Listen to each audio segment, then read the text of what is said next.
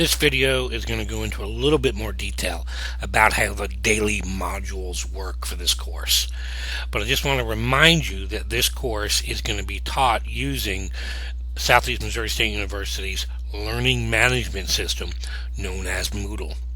If at any point you have questions about how Moodle operates, make sure that you either contact me directly or you contact the Office of Instructional Technology at 651-2298 or the help desk at 651-4357, because those people are trained to help students learn how to use Moodle if they've never used it before. In addition to that, on our Moodle site, if you get that far, in the introductory block there are some links that will take you to some videos that explain to you how to navigate and use some basic parts of Moodle. But please make sure you understand how to use Moodle prior to starting this class. The next thing I want to look at is how the website or the Moodle site is actually organized. If you look on the screen right now, this is basically what you'll see when you first log into Moodle for this course. You'll see that there's a series of these blue boxes on the screen. Each one of those blue boxes can be clicked on and then it will provide you information. The very first one there is a general information box, and if you click on that, it'll provide you with some information that you'll need for the semester. If you click on any of the other ones that have a date on it, it will take you to what we're doing for that day. The large box that says exam number 1 will be available from 12 a.m. on Saturday and close at 11:59 p.m. on Sunday, that's just an informational block. If you click on that, it just kind of reminds you again that that's when the exam will be available. But this is the overall structure of Moodle. It has each of these what I call daily blocks. The first thing I want to take a look at is what happens if we click on that very first daily block, the one that says general course information. When you click on the link or the block that says general course information, what you see on screen right now will pop up, and what you'll see is a series of links to some different files and different things that will help you throughout the semester.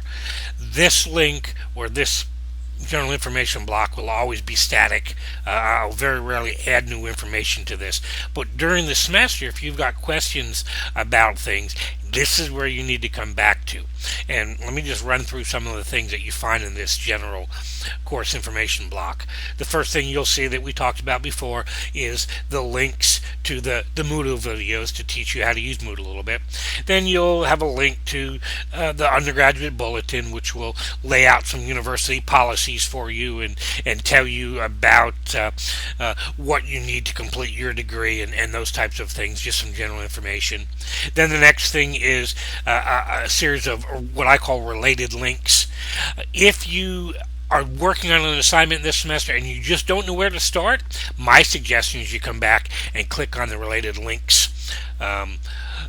link here, and it'll take you to a list of websites that will help you with some information you need for those assignments. The next thing is I link you to a internet site that allows you to turn any document into a PDF. Now, during the semester, there will be several assignments that you have to turn in that need to be turned in PDF format. So this is a good site for you to go to if you don't have a program that allows you to convert files to PDFs. The next thing is a PDF file itself that talks about writing expectations for this class. We will have a couple of assignments possibly where you'll have to write full paragraph or maybe a full page type assignment. If you have one of those this summer, you need to read this file so it explains to you what I expect of you when you turn in writing assignments for this course. There's a link to another PDF file that's just a course introduction. It's a one-page document that I just kind of lay out what I think you need to be doing to be successful in this class. The next thing is a link to a PDF copy of the course syllabus. Then the next thing that you see on the screen there is a link to class activities assignments and how they relate to the overall course. What that is there's a series of audio files that will explain to you how textbook quizzes or supplemental materials quizzes or the class discussion forum, how some of those activities fit into my goal or my vision for the overall course.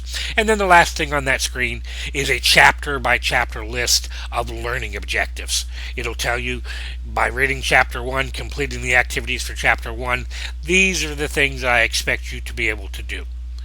In addition to that being several pages listing all of these learning objectives, this file, this document, also lists for you which chapters will be on which exam. So it kind of gives you a little bit of a schedule of when we will have an exam and what chapters each of those exams will be over. Again, this block is a static block. I generally don't change it.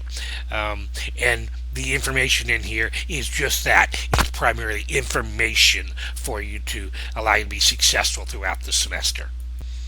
Next block we're going to take a look at is if we click on any one of these blocks that has a weekday on it, a Monday or Tuesday, Wednesday, Thursday, or Friday. If we click on any one of those, it'll take us to a block that will explain to us things about what activities are going to be conducted or need to be completed by you on that day. So, for example, if we were to click on the block for Monday, May 22nd, 2017, we would see what we see on the screen right now. And the block that you see on the screen right now is pretty indicative of any block for any weekday. And it's going to be broken down into several sections. It's going to have headings. And what we can take a look at here on the screen is first we're going to see the section that deals with what chapters are going to be covered today. It'll tell you the chapter or if there's more than one chapter being covered. The next thing will be supplemental materials. Every day there will be something under supplemental materials. Usually it's just a PowerPoint, but sometimes there might be a handout or something else that I've created under supplemental materials. The supplemental materials are fair game for any of the quizzes and for the exam as well. The next heading you'll see is daily videos, and there'll usually be two links there. There'll be a PDF file that lists the videos in the order that they need to be watched, and then there's a link to Edpuzzle, which you should have already registered for or will be registering for very quickly. And when you register for Edpuzzle and you click on this link, it'll give you a list of all of the videos that need to be watched on that day. The next area that you'll see is daily assignments. And generally under daily assignments, you'll see a textbook quiz and a supplemental materials quiz. A couple of times during the semester, there'll be additional assignments under there, such as how many senators do I have? It'll take you to a lesson that you need to complete online. There are some other assignments like the elected officials preparation assignment. It'll be a link that'll take you to the assignment that needs to be completed. Then the next thing that you'll see on the screen, only on Mondays of the first 3 weeks, are links to the weekly discussion forum. Under that heading, you will see any assignments you have to complete before you do the forum.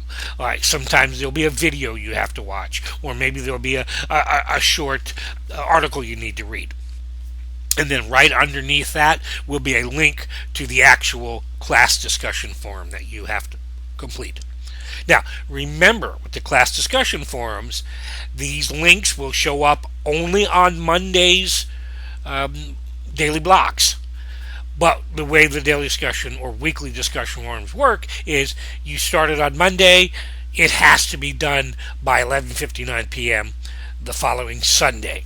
And then come the next day, Monday, a new class discussion forum will pop up. Those are the basic headings and materials and things that you'll see in the daily blocks.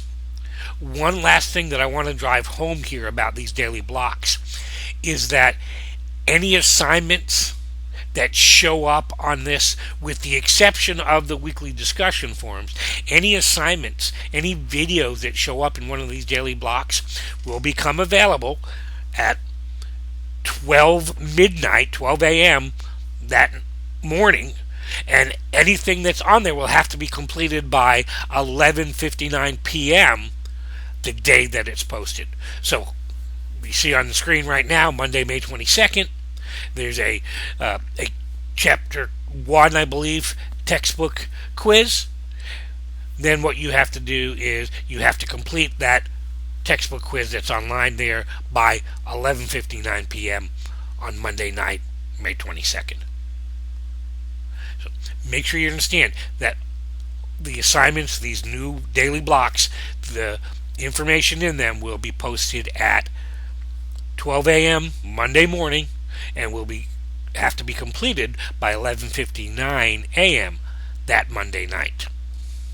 The very last thing I want to talk about as far as daily modules go is that daily modules can be completed in advance, but they cannot be put off.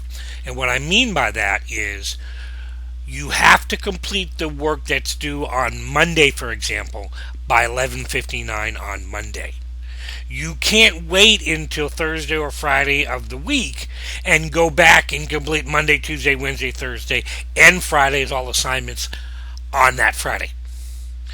But what you can do is, if you complete Monday's work by, let's say, 6 o'clock in the evening, once you complete all the work for Monday, then the blocks and the assignments for Tuesday become available.